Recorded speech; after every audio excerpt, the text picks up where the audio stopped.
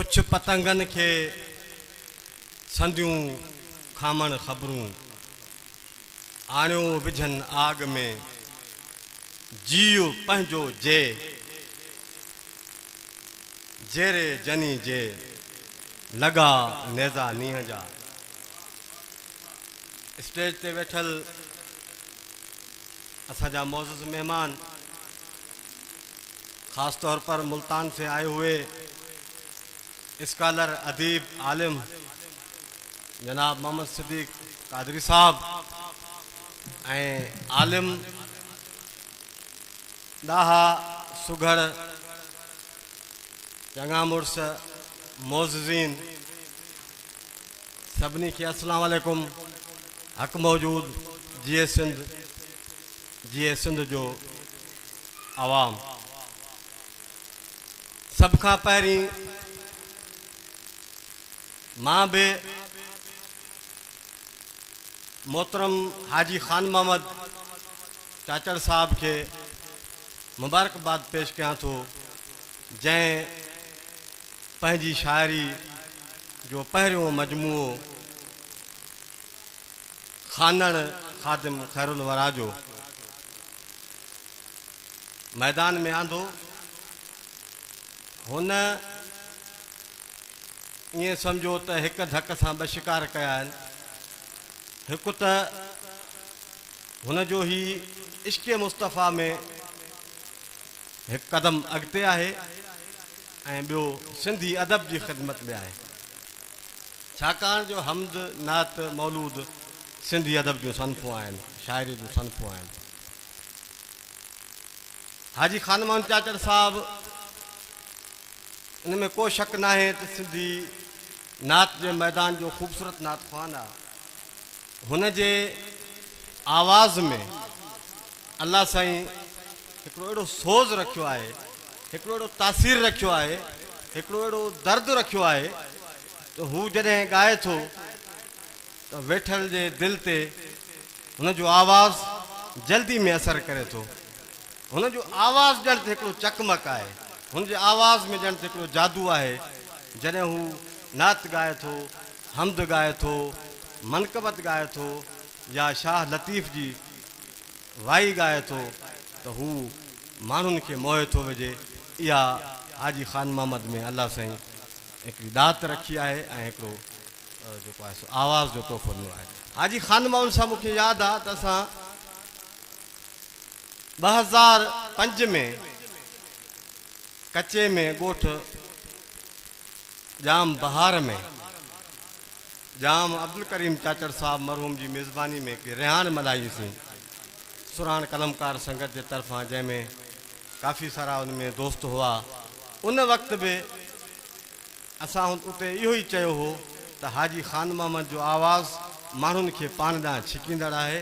ऐं अॼु जॾहिं 2025 में पहुता आहियूं, अॼु बि साॻियो ई असांजो मौक़ुफ़ आहे त हाजी खान मोहम्मद जे आवाज़ में उहो ई जादू आहे, हाजी खान मोहम्मद चाचड़ जे आवाज़ में उहो ई सोज़ आहे जेको माण्हुनि खे पाण ॾे छिके थो। ईअं सम्झो त हाजी खान मोहम्मद जो आवाज़ हिकु शमा आहे, हिकु आवाज़ जी उहा जलंदड़ शमा आहे जंहिंमें केतिरा ई परवाना छिकिजी था अचनि ऐं मस्तु थी था वञनि।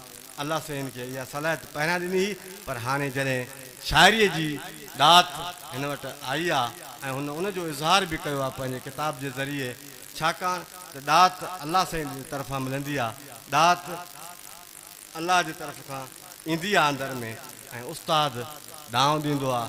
ऐं हिन जा जेके उस्ताद आहिनि या जन खे उस्ताद सम्झे थो, उहो बि पंहिंजे दौर जा वॾा शाइर हुआ।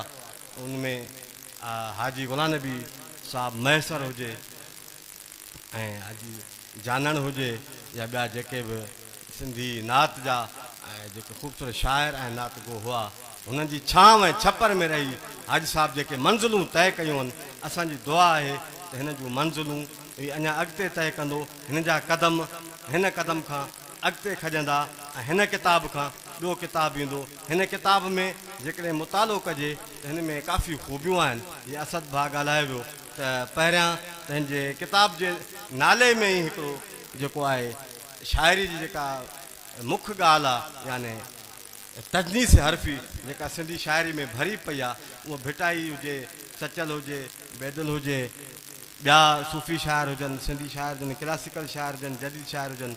तो हाजी खान मोहम्मद जे हिन किताब जी जेका पहिरीं ख़ूबी आहे, जो नालो ई तजनीद हरफ़ी ते आहे, खानन ख़ादिम ख़ैरुल वरा जो, ऐं अंदरि बि खोड़ हिन जूं नातूं आहिनि, खोड़ हमद आहिनि, खोड़ मनक़बतूं आहिनि, जिन में अहिड़ियूं ख़ूबियूं आहिनि शाइरानियूं। ऐं अॻिते छाकाणि त पहिरियां क़दम ईअं थींदा आहिनि, अॻिते अञा हिन जी शाइरी में निखार ईंदो, अञा शाइरी अॻिते वधंदी, अञा हिन जो जेको ॿियो किताबु हूंदो हिन किताब खां अञा जानदार ऐं शानदार हूंदो। हीअ किताबु शानदार आहे, मां सम्झां थो त नात जो किताबु थींदो ई शानदार आहे। नात जे किताब ते वेही टिका टिप्पणी कजे न, हीअ सभु अखियुनि ते आहे। महबूब मुस्तफ़ा जी तारीफ़, हुन पंहिंजे इश्क सां जेका तारीफ़ लिखी आहे महबूब मुस्तफ़ा जी, उहा समूरी सोन आहे। पर छा शाइरानी हिसाब सां जेके ख़ूबियूं थींदियूं आहिनि, उहा उमेदु आहे त अञा हिन में अॻिते वधंदियूं। खान मोहम्मद साहिबु हिन में सिर्फ़ु नातूं ऐं हमद त लिखिया आहिनि, पर हिन मौजूदा मुआशिरे ते बि कलम कयो आहे। हिन में हर क़िस्म जी शाइरी आहे, मनक़बत बि आहे, नुहो बि आहे, नात बि आहे, हमद बि आहे, त इस्लाह बि आहे, ऐं उहो आवाज़ बि आहे जेको समाज जो आवाज़ आहे। अॼु असांजो समाज बदअमनी जो शिकार आहे, अॼु असांजो समाज बेराह रवी जो शिकार आहे। अॼु सभु अज़ाब में आहियूं, बदअमनी, धाड़ा, फुरूं, अगवा, इंसानियत जो गुम थी वञनि, इहे सभु अलमिया आहिनि। इहो वॾो ज़ुल्म आहे। उन ते हाजी साहब इंसान सां जेको मुखातिब थींदे चए थो त न इंसान आज़ार थी मिटी वेंदे, नेकी ईंदे कम जा खणी सुठी वेंदे। ए इंसान जेको तूं धाड़ा हणे थो, जेको माण्हुनि जा घर उजाड़े थो, तूं ख़ुदि मिटी थी वेंदे। बाक़ी तोखे इहा जेका इहा सॼी इहा नामुनबाज़ी छाजे करे तूं शुरू कई थी? तूं पंहिंजे मुस्तक़बिल में सोच, तोखे वञिणो केॾांहुं आहे। या मौजूदा दौर जी अकासी आहे, रहज़न रातो ॾींहुं हणे थो, जाए बजाए ही धाड़ा, ओड़ो पाड़ो आज़ार तुंहिंजे खां राज करनि था राड़ा, आख़िर तुंहिंजो अंत बि ईंदो, आख़िर तुंहिंजो अंत बि ईंदो, कादिर थींदुई कहारी।